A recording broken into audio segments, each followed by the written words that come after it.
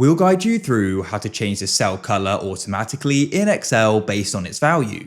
If you find this useful, then consider subscribing and liking the video. Here are some class test results, and what I want to do is automatically change the cell color based on their mark. Because I've got an average here, I want to go and see the marks which are above average or below average. So to go and do that, we can go and select them like so by clicking, holding and dragging.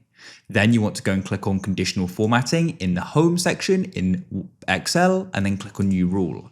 Then what you want to do is select only format cells that contain, click on cell value, and you can then go and click on greater than or less than depending on what you want to do. There are other options as well. And then what I want to do is change that to 21.6 and then come to the bottom right and click on format, select fill at the top, and I want to go make these green as these are above average. I can press OK and that's it. And then what I could do is repeat that but less than, and I could go and mark them as red. But you get the idea. If you found this useful, then leave a like.